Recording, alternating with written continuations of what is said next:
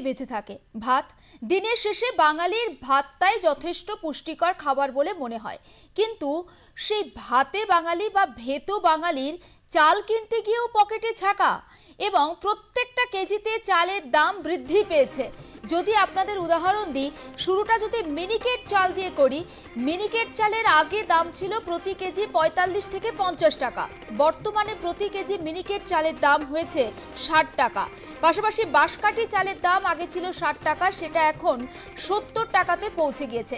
গোবিন্দভোগ চাল, যে চাল আগে প্রতি কেজি ৮০ টাকা দরে বিক্রি হতো, সেটা এখন ১০০ টাকা। বুঝতেই পাচ্ছেন, বাজারে চাল কিনতে গেলেও পকেটে ছ্যাঁকা খাচ্ছে আম জনতা।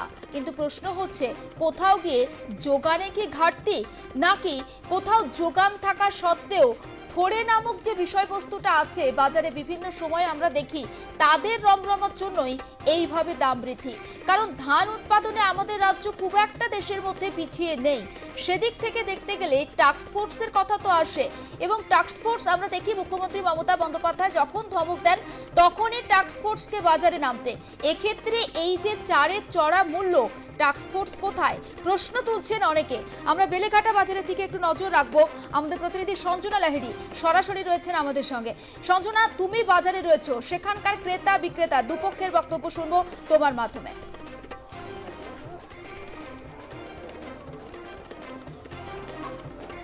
দেখো, বেলেঘাটা সরকার বাজারে এই মুহূর্তে রয়েছে। এখানে দোকান দেখতেই পাওয়া যাচ্ছে। এখানে এই মুহূর্তে কোনো ক্রেতা না থাকলেও বিক্রেতারা রয়েছেন চালের দোকানে, এবং একটু জেনে নেব তাদের কাছ থেকে। কারণ যেটা জানা যাচ্ছে এখনো পর্যন্ত, যে বিগত ২ মাস ধরে কিন্তু এই চালের দাম চড়া, এবং এতদিন আমরা দেখেছিলাম যে শাক সবজি ডিম দুধ, কিন্তু এবার চাল অর্থাৎ যে মেন খাবার, সেটাই কিন্তু দাম অনেকটা বেড়েছে। একটু কথা বলার চেষ্টা করবো। দাদা, চালের দাম কিরকম, মানে গড়ে কত টাকা বেড়েছে দেখছেন? ২ টাকা থেকে শুরু করে বেড়েছে। ২ টাকা, ৪ টাকা, ৩ টাকা এইভাবে বেড়েছে। প্রত্যেক দিন যেগুলো চাল খাওয়া হয়, বাঁশকাঠি, মিনিকিট, রত্না, এগুলোর দাম কত? বাঁশকাঠির কেজি কত এখন? বাঁশকাঠি ৫০-৫২। আগে কত ছিল? ওই ২ টাকা ডিফারেন্স বললাম তো, যে ২ টাকার ডিফারেন্স করে হয়েছে। ধরুন ৪৫ ছিল, সেটা ৪৭ হয়েছে। আরেকজনের কাছে চলে যাব, তিনি কি বলছেন। দাদা, এই মুহূর্তে এই মিনিকিট বা মিনিকিট বা রত্না, এগুলোর দাম কিরকম চলছে? ৪৫, ৪৬, ৪৭ এরকম। আগে কত ছিল? আগে ২ টাকা ১ টাকা বেড়েছে এরকম। আগে ৪৫ ছিল, এখন ৪৭ হয়েছে। বস্তায় কত? আগে কত টাকার বস্তা ছিল, এখন কত টাকার বস্তা? এখন ১১২৫, ১২০০ টাকা। আগে ১১০০, ১১৫০ ছিল। গোবিন্দভোগ কত? গোবিন্দভোগ কমে, ওটার দাম বেশি। কত হয়েছে? ৭০ টাকা। কত হয়েছে এখন? এখন ৭০ টাকা, ৮০ টাকা দাম এখন। আগে কত ছিল গোবিন্দভোগ? আগে তো তখন এই গত বছরের দাম, এই বছরের ফসল হয়নি বলেই দামটা বেশি হচ্ছে বলছে। ফসল কি বাইরে চলে যাচ্ছে বলে কোনো? বাইরে যাচ্ছে তো নিশ্চয়ই, বাইরে না গেলে এত দাম হবে কেন? কোথায় যাচ্ছে সেটা আমরা কি করে জানবো? আমরা তো মহাজনদের থেকে নিচ্ছে। আমরা মহাজন থেকে আনতে আছি, কিন্তু মহাজনরা কোথায় বেচবে সেটা তো আমাদের বলবে না। তারা কি বলছে দামটা হঠাৎ? তারা দাম বলছে ধান কম আছে, ধান নেই। আর এবছর ফসলটা ভালো হয়নি, বৃষ্টির জন্য, ওই জন্য ফসলটা ভালো হয়নি, সব নষ্ট হয়ে গেছে। এবার নতুন চাল না উঠলে তো দাম বাড়ার কোনো? বৈশাখ মাসে যতক্ষণ না হবে, নতুন চাল না উঠলে ততক্ষণ কম দাম আছে। হরিয়ানার চাল, ওর ভাত গোলা পিন্ডি হয়ে যায়। ওই চাল তো একবার নিলে আর কেউ নিতে চায় না। হরিয়ানার চাল ধরেন ৪৫, ৪৬, ৪৭ এরকম।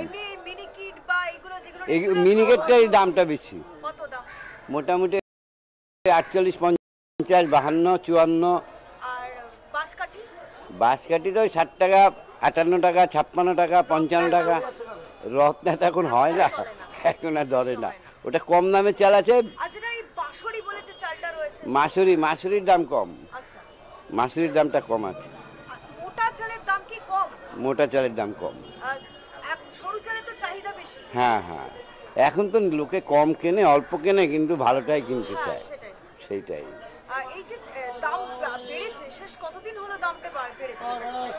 এই মাস দুয়েক হয়েছে। এত দাম ছিল না তো, একবারে ৩-৪ টাকা বেড়ে যাওয়া মানে অতিরিক্ত বেড়ে যাওয়া। কাস্টমার তো অসন্তুষ্ট সব। দোকানদারের পরে আমার যে কাস্টমার টুকটাক যারা নেয়, তারা বলছে এত দাম কেন। আমি তো বুঝেই পারছি না, মোকামে তো দাম বেশি। আজকেও তো মোকামে মহাজন আসলো, সে বলছে যে দেখো মিলালারা কমাচ্ছে না, কিন্তু আমরা কি করে দেবো, যার ফলে আনছি না, এখন কম আনছি, যেটুক দরকার ওইটুকু আনছি।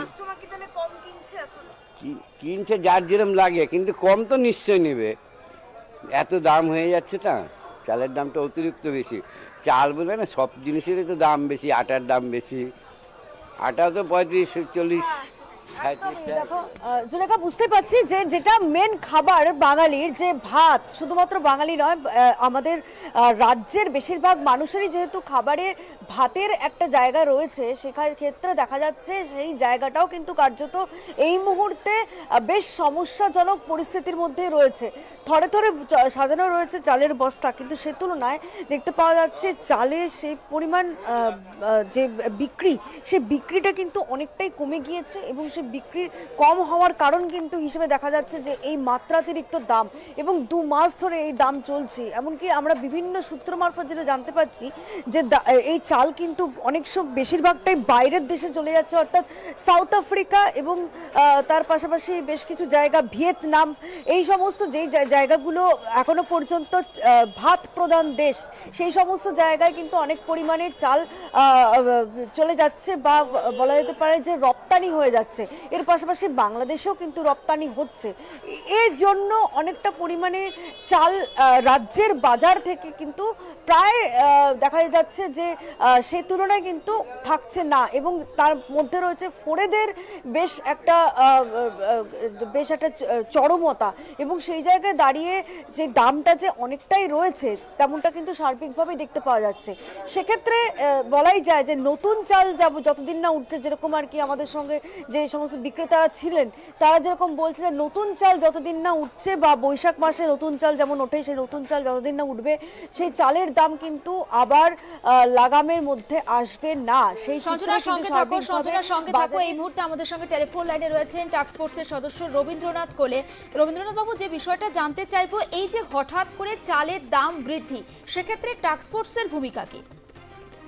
ব্যাপারটা হচ্ছে যে চালের দাম বৃদ্ধি, যেটা কম দামের চাল, যেটা বাজারে 40 টাকা করে বিক্রি হয়, রত্না বা স্বর্ণ, এগুলোর দাম কিন্তু বাড়েনি, বা রেশনে যে ধরনের চাল দেয়া, যে চালটা বেড়েছে, যেটা উচ্চবিত্ত, উচ্চ মধ্যবিত্ত যারা ব্যবহার করেন, মিনিকেট এবং বাঁশকাঠি, গোবিন্দভোগ, এই 3টে চালের দাম বেড়েছে। এর মূলত যেটা আমরা জানতে পারছি সেটা হচ্ছে মিনিকেটটা মেদিনীপুর ছাড়া কোথাও হয় না, ওয়েস্ট বেঙ্গল, এবং ওটা সারা ইন্ডিয়ায় সাপ্লাই হয়।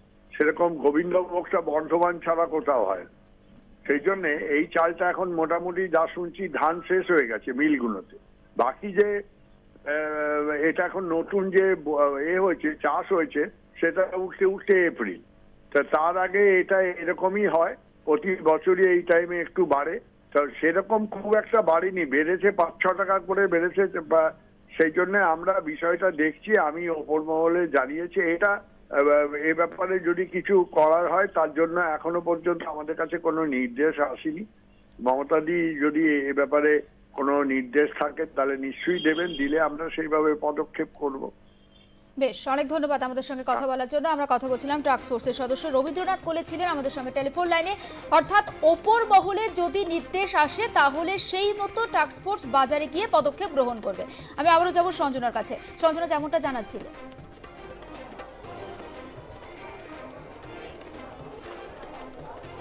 তুমি দেখো, অর্থাৎ বোঝাই যাচ্ছে যে যেরকম মনে করছেন বিক্রেতারা যে নতুন চাল যতদিন না উঠছে দাম কিন্তু কোনোভাবেই আর লাগামের মধ্যে আসবে না, এবং যার জন্য মধ্যবিত্তর কিন্তু রীতিমতো কপালে ভাঁজ। যেটা প্রধান খাদ্য, যে দুবেলার বা কারো 3 বেলার কিন্তু প্রধান খাদ্য এই ভাত, সেই চালের জায়গাতেও যদি এই রকম একটা মাত্রাতিরিক্ত দাম থাকে, সেক্ষেত্রে খাবেটা কি মানুষ? এই নিয়ে কিন্তু রীতিমতো প্রশ্ন। এতদিন আমরা দেখেছি ডিমের দাম বেশি, দুধের দাম বেশি, শাকসবজি মাছের দাম বেশি, কিন্তু এরপরে দেখা যাচ্ছে মূল যে খাদ্য বা খাদ্য উপাদান ভাত, সেই ভাত যেটা থেকে তৈরি চাল, সেই চালেরই কিন্তু দাম বেড়ে গেছে। সমস্যা হচ্ছে মানুষের, কিন্তু তার মধ্যেও কিন্তু চলছে, মানুষের এই চিত্র কিন্তু সার্বিকভাবে উঠে আসছে। সবটা মিলিয়ে কিন্তু স্পষ্ট বক্তব্য বিক্রেতাদের যে নতুন চাল না উঠলে চালের দাম কিন্তু কোনোভাবেই আর কমানো সম্ভব না, যেটা কিন্তু আজকের এই বাজারের চিত্র থেকে স্পষ্ট। একেবারে নজর থাক সঞ্জনা, আপাতত তোমাকে ধন্যবাদ। এবং বেলেঘাটার সরকার বাজারের ছবি আপনাদের সামনে তুলে ধরছিলাম এবং সেখান থেকে আমাদের প্রতিনিধি সঞ্জনা লাহিড়ী ছিল। বেশ কয়েকজন বিক্রেতা, তাদের বক্তব্য আমরা আপনাদের সামনে তুলে ধরছিলাম এবং তাদের বক্তব্য যে যোগানে ঘাটতি রয়েছে আর তার জন্য চালের দাম বৃদ্ধি পাচ্ছে এবং যতদিন না পর্যন্ত নতুন চাল বাজারে আসছে, অর্থাৎ বৈশাখ মাসের শুরু নাগাদ যখন নতুন চাল বাজারে আসবে ততদিন পর্যন্ত কিন্তু চালের যে দাম বৃদ্ধি, সেই দাম বৃদ্ধিতে লাগাম টানা যাবে না। ফলে মানুষজন কিছুটা হলেও চাল কিনতে যে একটু কার্পণ্য করছেন সেটা অন্তত স্পষ্ট, কিংবা দোকানে চাল কিনতে এসে যারা ক্রেতা তারাও যে নাক কুচকাচ্ছেন সেটাও কার্যত স্পষ্ট। তবে আমরা কথা বলেছিলাম টাস্কফোর্সের সদস্য রবীন্দ্রনাথ কোলের সঙ্গে এবং তিনি বলছেন যে কোথাও গিয়ে যোগানে ঘাটতি রয়েছে এবং তার জন্যই এই দাম বৃদ্ধি। তবে ওপর মহলের তরফ থেকে যতক্ষণ না পর্যন্ত তারা কোনো নির্দেশ পাচ্ছেন ততক্ষণ পর্যন্ত টাস্কফোর্স বাজারে নামবে না বা তারা কোনো পদক্ষেপ গ্রহণ করবে না, এটা তাদের বক্তব্য। এবং প্রত্যেক বছর এই সময়টায় যে চালের দাম বৃদ্ধি পায় সেটাও কার্যত স্পষ্ট করেছেন তিনি।